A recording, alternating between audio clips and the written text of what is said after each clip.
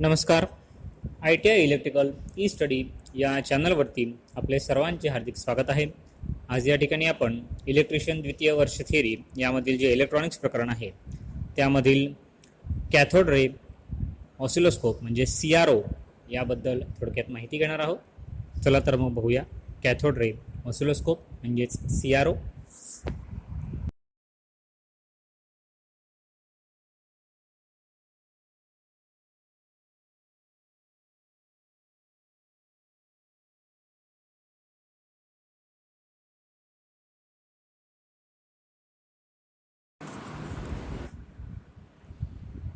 Cathode ray oscilloscope याबद्दल थोडक्यात माहिती घेताना आपण सगळ्यात अगोदर कॅथोड रे ट्यूबबद्दल माहिती घेऊया. या ठिकाणी आपण आकृती बघू शकतो ती म्हणजे कॅथोड रे ट्यूब कशा पद्धतीची असते. हा जो ऑसिलोस्कोप आहे कॅथोड रे ऑसिलोस्कोप, हा जो ऑसिलोस्कोप आहे या ऑसिलोस्कोपमधला जो प्रमुख भाग आहे तो प्रमुख भाग म्हणजेच ही कॅथोड रे ट्यूब असते. ऑसिलोस्कोपमधला जो प्रमुख भाग आहे तो प्रमुख भाग म्हणजेच कॅथोड रे ट्यूब. याचा जो आकार आहे या ट्यूबचा आकार लांब निमुळत्या नळीसारखा असतो. ही जी कॅथोड रे ट्यूब आहे या कॅथोड रे ट्यूबचा जो आकार आहे हा आकार लांब निमुळत्या नळीसारखा असतो आणि याचा जो समोरचा भाग आहे हा समोरचा भाग रुंद असा काचेचा असतो. ही जी कॅथोड रे ट्यूब आहे ही कॅथोड रे ट्यूब निर्वात केलेली असते, म्हणजे यामध्ये कुठल्याही प्रकारचा वायू हा नसतो. ही जी ट्यूब आहे या ट्यूबच्या जी समोरील काच आहे त्या समोरील काचेच्या भागाच्या आतून एक किंवा अनेक केमिकल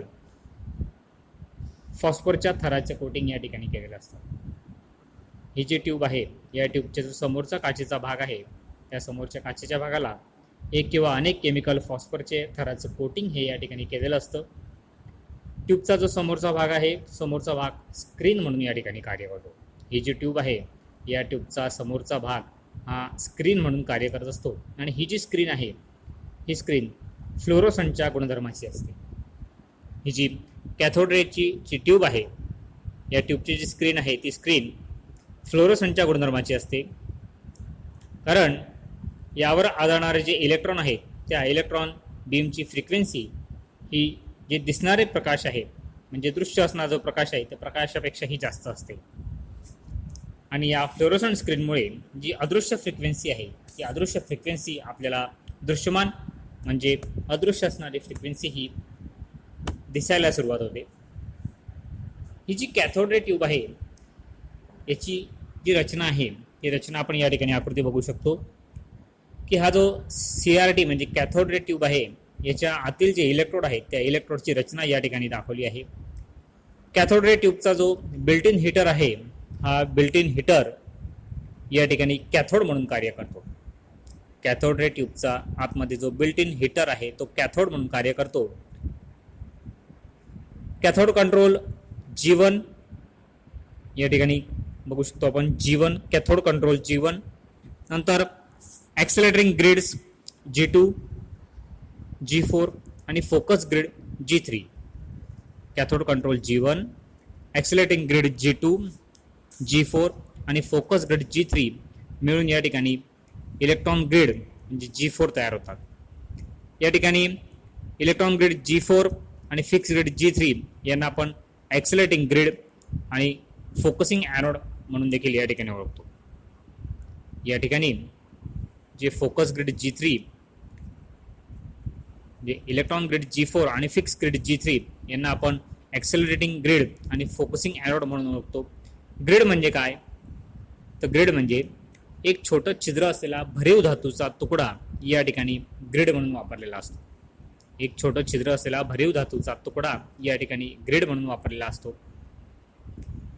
या ठिकाणी जी इलेक्ट्रॉन गन आहे त्या इलेक्ट्रॉन गनच्या पुढे प्लेटच्या दोन दोन जोड्या असतात. या ठिकाणी जी इलेक्ट्रॉन गन आहे त्या इलेक्ट्रॉन गनच्या पुढे प्लेटच्या दोन जोड्या असतात. पहिली जी जोडी आहे ती पहिली जोडी व्हर्टिकल डिफ्लेक्शन आणि जी दुसरी जोडी आहे ती दुसरी जोडी हॉरिझॉन्टल डिफ्लेक्शनसाठी असते. धातूच्या प्लेटच्या ज्या दोन जोड्या आहेत त्यापैकी जी पहिली जोडी आहे ती पहिली जोडी व्हर्टिकल डिफ्लेक्शन आणि जी दुसरी जोडी आहे ती दुसरी जोडी हॉरिझॉन्टल डिफ्लेक्शनसाठी असते. हा जो आतील बाजूने जो ग्राफाईट आहे तो ग्राफाईट या ठिकाणी कोटिंग केलेला असतो. याचा जो आतील भाग आहे तो आतील भाग ग्राफाईटने कोटिंग हा केलेला असतो. अशा पद्धतीने ही जी कॅथोड रे ट्यूब आहे या कॅथोड रे ट्यूबची रचना असते. आता ही जी कॅथोड रे ट्यूब आहे ही कॅथोड रे ट्यूब कार्य कसं करते हे आपण बघूया.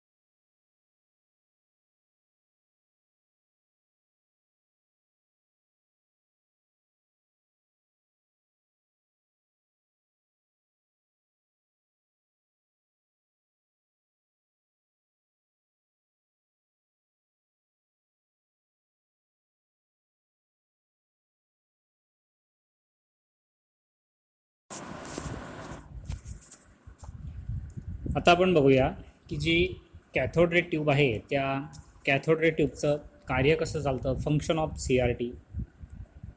ही जी कॅथोड रे ट्यूब आहे या कॅथोड रे ट्यूबचा जो कॅथोड आहे, कॅथोड हा जो फिलामेंट आहे त्या फिलामेंटमधून करंट देऊन तो गरम केला जातो.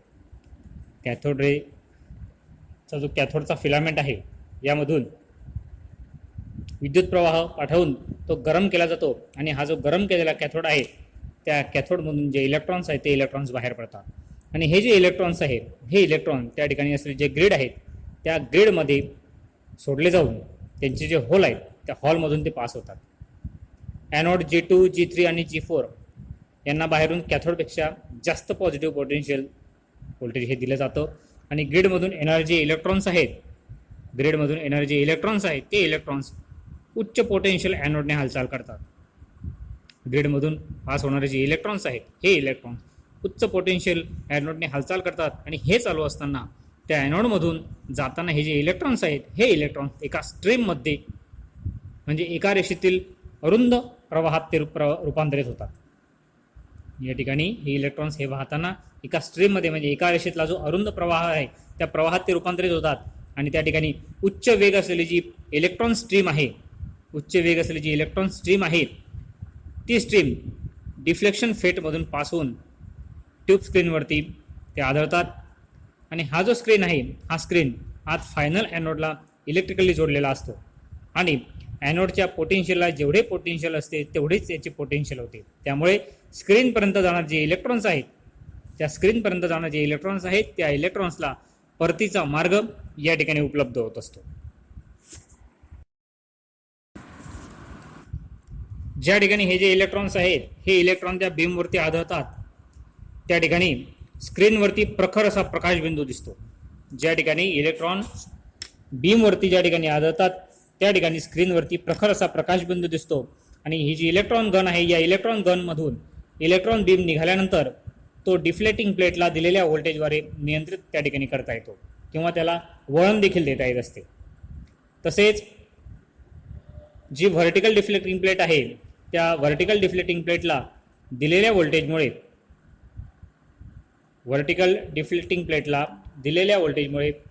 जो इलेक्ट्रॉन बीम आहे हा इलेक्ट्रॉन बीम हॉरिझॉन्टली डावीकडून उजवीकडे फिरवता येतो आणि स्क्रीनवर दिसणारा जो आलेख आहे हा आलेख एका स्थिर रेषेप्रमाणे या ठिकाणी वाचतो.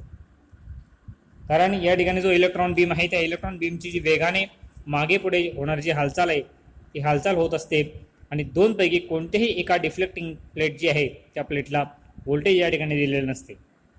तर स्क्रीनच्या मध्यभागी एकच प्रकाशबिंदू दिसतो. जर त्या ठिकाणी ज्या 2 डिफ्लेक्टिंग प्लेट आहे त्या एका प्लेटला जर व्होल्टेज दिलेलं नसेल तर त्या ठिकाणी जो स्क्रीन आहे त्या स्क्रीनच्या मध्यभागी फक्त एकच प्रखरसा प्रकाशबिंदू दिसतो एकाला, तेव्हा स्क्रीनवरील इलेक्ट्रॉन बीमच्या डिफ्लेक्शनला अशी जी हालचाल होते त्याला आपण स्वीप असं म्हणतो. आणि जो वेव्हफॉर्म आहे त्या वेव्हफॉर्मच्या प्रकाराचा जो बीम स्पॉट आहे त्या बीम स्पॉटला हॉरिझॉन्टली स्विच करण्यासाठी याचा उपयोग केला जातो. यालाच आपण सॉ टूथ वेव्ह असं म्हणत असतो. दोनपैकीही कोणत्याही एका डिफ्लेक्टिंग प्लेटला जर त्या ठिकाणी व्होल्टेज दिलेलं नसेल तर स्क्रीनच्या मध्यभागी फक्त एकच प्रखर प्रकाशबिंदू आपल्याला दिसतो एकाला, तेव्हा स्क्रीनवरील इलेक्ट्रॉन बीमच्या डिफ्लेक्शनला स्वीप असं म्हणतात. आणि ज्या वेव्हफॉर्मच्या प्रकाराचा बीम स्पॉट हॉरिझॉन्टली स्वीप करण्यासाठी याचा उपयोग केला जातो. याला आपण सॉ टूथ वेव्ह असं आपण म्हणत असतो. आता आपण बघूया की जो कॅथोड रे ऑसिलोस्कोप आहे त्या कॅथोड रे ऑसिलोस्कोपचे कार्य कोणते असते. Function of cathode ray oscilloscope म्हणजे CRO. हा जो ऑसिलोस्कोप आहे हा ऑसिलोस्कोप म्हणजे एक इलेक्ट्रॉनिक मेजरिंग डिव्हाइस आहे. ऑसिलोस्कोप म्हणजे काय आहे तर एक इलेक्ट्रॉनिक मेजरिंग डिव्हाइस आहे. यामध्ये कोणताही फिरणारा भाग नसतो. यामध्ये जे सगळे भाग आहेत ते सगळे भाग स्थिर असतात. यामध्ये कुठल्याही प्रकारचा फिरणारा भाग नसतो. या ठिकाणी मोजावयाच्या ज्या किमती आहेत त्या किमती TV प्रमाणे असणारे जे स्क्रीन आहे त्या स्क्रीनवरती हा ऑसिलोस्कोप आपल्याला त्या किमतींची व्हॅल्यू दाखवत असतो. हा जो ऑसिलोस्कोप आहे या ऑसिलोस्कोप या किमती आलेखाच्या साह्याने स्क्रीनवरती दर्शवत असतो. ज्या स्क्रीनवरती तो किमती दर्शवतो हा ऑसिलोस्कोप एका आलेखाच्या साह्याने या ज्या किमती आहेत त्या स्क्रीनवरती दर्शवत असतो. या ठिकाणी हा जो आलेख आहे हा आलेख रेषा किंवा वेव्हफॉर्म याच्या स्वरूपात असतो. या ठिकाणी स्क्रीनवर दर्शवणारा जो आलेख आहे हा आलेख रेषा किंवा वेव्हफॉर्मच्या स्वरूपात असतो आणि तो त्या ठिकाणी असलेला जो DC किंवा AC सप्लाय आहे यावरती अवलंबून असतो. या आलेखामध्ये जो X ॲक्सिस आहे त्या X ॲक्सिसवरती वेळ आणि जो Y ॲक्सिस आहे त्या Y ॲक्सिसवरती ॲम्प्लिट्यूड ही दर्शवलेली असते. या ठिकाणी जो आलेख दर्शवलेला आहे त्या आलेखामधला जो X ॲक्सिस आहे त्या X ॲक्सिसवरती वेळ दर्शवलेली असते आणि जो Y ॲक्सिस आहे त्या Y ॲक्सिसवरती ॲम्प्लिट्यूड हे दर्शवलेले असतात. हा जो ऑसिलोस्कोप आहे या ऑसिलोस्कोपमध्ये कोणकोणत्या भागांचा समावेश होतो तर या ऑसिलोस्कोपमध्ये attenuator, amplifier, sawtooth generator, gate amplifier किंवा झेड एम्प्लिफायर, पॉवर सप्लाय आणि कॅथोड रे ट्यूब इत्यादी भागांचा समावेश या ऑसिलोस्कोपमध्ये होत असतो. ऑसिलोस्कोपमध्ये attenuator, amplifier, sawtooth generator, gate amplifier, त्यानंतर ट्रिगर, पॉवर सप्लाय आणि कॅथोड रे ट्यूब इत्यादी भागांचा समावेश या कॅथोड रे ऑसिलोस्कोपमध्ये होत असतो. ऑसिलोस्कोपचे जे भाग आहेत त्यामध्ये पहिला भाग आहे ॲटेन्युएटर. आता हे जे ॲटेन्युएटर आहेत, ॲटेन्युएटर म्हणजे ते छोटे छोटे भाग असतात. ॲम्प्लिफायरला इनपुट सिग्नल देण्यापूर्वी जो ॲम्प्लिफायर आहे त्या ॲम्प्लिफायरला जो इनपुट सिग्नल आहे तो इनपुट सिग्नल देण्यापूर्वी ते योग्य किमतीला ॲटेन्युएटर म्हणजे छोटे छोटे केलेले असावेत. मग व्हर्टिकल आणि हॉरिझॉन्टल या दोन्ही ॲम्प्लिफायरच्या इनपुटजवळ हे जे ॲटेन्युएटर आहे हे ॲटेन्युएटर बसवलेले असतात. व्हर्टिकल आणि हॉरिझॉन्टल हे जे दोन्ही ॲम्प्लिफायर आहेत या दोन्ही ॲम्प्लिफायरच्या इनपुटजवळ हे ॲटेन्युएटर बसवलेले असतात. ॲम्प्लिफायर हा जो ऑसिलोस्कोप आहे या ऑसिलोस्कोपचा जो ॲम्प्लिफायर आहे त्या ॲम्प्लिफायरमध्ये व्हर्टिकल आणि हॉरिझॉन्टल असे ॲम्प्लिफायर असतात. ऑसिलोस्कोपच्या ॲम्प्लिफायरमध्ये व्हर्टिकल आणि हॉरिझॉन्टल असे ॲम्प्लिफायर असतात. व्हर्टिकल ॲम्प्लिफायर वाय प्लेटला सिग्नल देण्यापूर्वी ॲम्प्लिफायर करतात, तर जे हॉरिझॉन्टल ॲम्प्लिफायर आहेत ते हॉरिझॉन्टल ॲम्प्लिफायर सिग्नल एक्स प्लेटला देण्यापूर्वी ॲम्प्लिफाय करतात. अशा पद्धतीचे व्हर्टिकल आणि हॉरिझॉन्टल असे दोन ॲम्प्लिफायर ऑसिलोस्कोपच्या ॲम्प्लिफायरमध्ये असतात.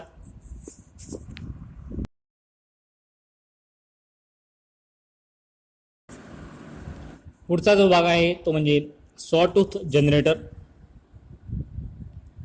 कोणत्याही आकाराचा जो मेजरिंग सिग्नल आहे हे मेजरिंग सिग्नल हे वाय इनपुट प्लेटला दिले जातात.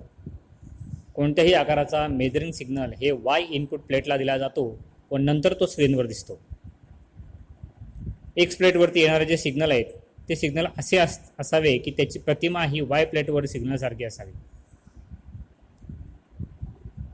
एक्स प्लेटवर जे सिग्नल येतात ते सिग्नल असे असायला पाहिजे की त्याची प्रतिमा ही वाय प्लेटवरचा जो सिग्नल आहे त्यासारखी असली पाहिजे. म्हणून या ठिकाणी सॉटूथ सिग्नल हा एक्स प्लेटला जोडलेला असतो. दोघा ॲक्सिसवरची जी प्रतिमा आहे ती प्रतिमा सारखी असण्यासाठी या ठिकाणी सॉटूथ सिग्नल हा एक्स प्लेटला जोडला जातो, जेणेकरून तो स्क्रीनवरची जी प्रतिमा आहे ती प्रतिमा व्हर्टिकल प्लेटला जोडलेला जो सिग्नल आहे त्या सिग्नलसारखी बनवतो. सॉटूथ सिग्नलला टाईम बेस सिग्नल असं देखील म्हणतात. जो सॉटूथ सिग्नल आहे त्या सिग्नलला टाईम बेस सिग्नल असं देखील म्हणतात. आणि हा जो सिग्नल आहे हा सॉटूथ जे जनरेटर आहे त्या जनरेटरवर निर्माण केला जातो. हा जो टाईम बेस सिग्नल आहे या टाईम बेस सिग्नलमध्ये ट्रेस, रिट्रेस आणि होल्ड ऑफ पिरियडचा समावेश या टाईम बेस सिग्नलमध्ये असतो. आता आपण बघू गेट एम्प्लिफायर किंवा झेड एम्प्लिफायर म्हणजे काय. जे कॅथोड रे ट्यूब आहे त्या कॅथोड रे ट्यूबच्या स्क्रीनवर दिसणारी जी इमेज आहे ती सलग दिसणं गरजेचं असतं. कॅथोड रे ट्यूबची जी स्क्रीन आहे त्या स्क्रीनवर दिसणारी जी इमेज आहे ती इमेज सलग असावी. म्हणजेच जे इलेक्ट्रॉन बीम आहे, इलेक्ट्रॉन बीम हा टाईम बेस सिग्नलच्या ट्रेस पिरियडमध्ये असणं गरजेचं आहे. म्हणजे जो इलेक्ट्रॉन बीम आहे हा इलेक्ट्रॉन बीम हा टाईम बेस जो सिग्नल आहे त्या टाईम बेस सिग्नलच्या ट्रेसमध्ये त्या पिरियडमध्ये असायला पाहिजे. इलेक्ट्रॉन बीमचा जो रिट्रेस पिरियड आहे तो रिट्रेस पिरियड स्क्रीनवर दिसता कामा नये. म्हणूनच जो ट्रेस पिरियड आहे त्या ट्रेस पिरियडमध्येच इलेक्ट्रॉन बीम दिसावा यासाठी तो नियंत्रित करणं गरजेचं आहे. आणि त्या नियंत्रणासाठीच या ठिकाणी गेट एम्प्लिफायरची आवश्यकता असते. कारण गेट एम्प्लिफायर म्हणून जो येणारा सिग्नल आहे हा येणारा सिग्नल हा स्क्वेअर वेव्ह सारखा असून तो टाईम बेस सिग्नलशी संबंधित असतो.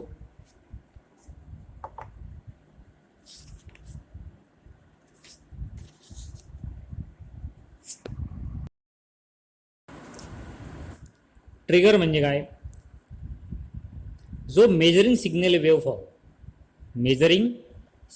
वेव्हफॉर्म जो आहे हा वाय इनपुटला जोडलेला असतो.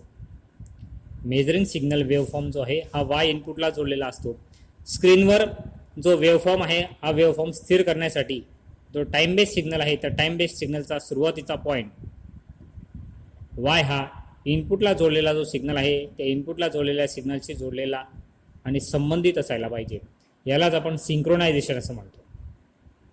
स्क्रीनवर जो वेव्हफॉर्म आहे हा वेव्हफॉर्म स्थिर करण्यासाठी टाईम बेस सिग्नलचा सुरुवातीचा पॉईंट वाय हा इनपुटला जोडलेला जो सिग्नल आहे त्या सिग्नलशी जोडलेला किंवा त्याला संबंधित असणं गरजेचं आहे.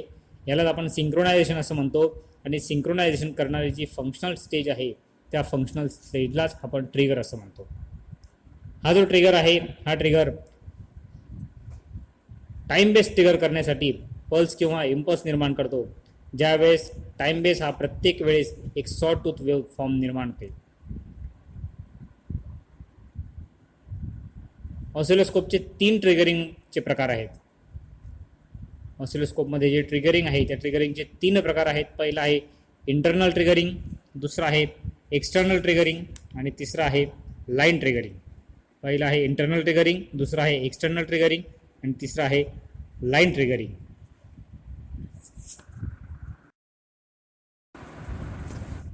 पॉवर सप्लाय हा जो ऑसिलोस्कोप आहे या ऑसिलोस्कोपमधला एक भाग आहे पॉवर सप्लाय. हा जो कॅथोड रे ऑसिलोस्कोप आहे याचं जे कार्य आहे ते कार्य चालवण्यासाठी त्या ठिकाणी लो व्होल्टेज आणि हाय व्होल्टेजची आवश्यकता असते. लो व्होल्टेज आणि high voltage DC supply rectifier आणि फिल्टर यांच्यामार्फत निर्माण केला जातो. यालाच आपण पॉवर सप्लाय असं म्हणत असतो. हे जे CRO आहे या CROचं कार्य व्यवस्थित चालण्यासाठी लो व्होल्टेज आणि हाय व्होल्टेज असा DC सप्लाय रेक्टिफायर आणि फिल्टर सर्किट यांच्यामार्फत निर्माण केला जातो. यालाच आपण पॉवर सप्लाय असं म्हणत असतो. आता आपण पुढे बघूया CROचे उपयोग कोणकोणते आहेत. हा जो CRO आहे हा CRO एक मेजरिंग इन्स्ट्रुमेंट आहे. कॅथोड रे ऑसिलोस्कोप म्हणजे हा जो CRO आहे हा CRO म्हणजे एक मेजरिंग इन्स्ट्रुमेंट आहे. याचा जो मेजरिंग बेस आहे हा मेजरिंग बेस हा व्होल्टेज असतो. याचा जो मेजरिंग बेस हा व्होल्टेज जरी असला तरी त्यापासून मिळणारे जे परिणाम आहेत ते परिणाम इतर कोणत्याही युनिटपेक्षा रूपांतरित करता येतात. याचा जो स्क्रीन आहे या स्क्रीनवर दिसणारे जे परिणाम आहेत ते परिणाम मुख्यत्वे करून आलेखाच्या स्वरूपामध्ये असतात. या सीआरओचा जो स्क्रीन आहे त्या स्क्रीनवर दिसणारे जे परिणाम आहेत ते परिणाम प्रामुख्याने आलेखाच्या स्वरूपामध्ये असतात. आणि हे जे आलेख आहेत हे आलेख DC किंवा AC यावरती अवलंबून असतात. या ठिकाणी जे आलेख आहेत हे आलेख DC किंवा AC यावरती अवलंबून असतात आणि ते रेषा किंवा वेव्हफॉर्म या स्वरूपात आपल्याला दिसत असतात. हे जे परिणाम आहेत ते आपल्याला रेषा किंवा वेव्हफॉर्म या स्वरूपात दिसतात. यामध्ये जो एक्स ॲक्सिस आहे त्या एक्स ॲक्सिसवरती इंडिकेटिंग ॲम्प्लिट्यूड आणि जो वाय ॲक्सिस आहे त्या वाय ॲक्सिसवरती वेळ ही दर्शवलेली असते. अशा पद्धतीचे हा जो कॅथोड रे ऑस्किलोस्कोप आहे CRO आहे याचा हा उपयोग आहे.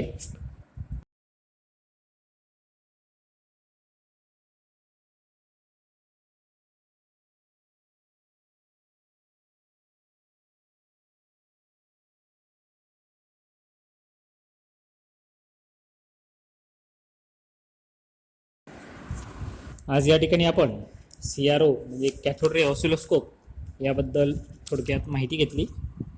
धन्यवाद.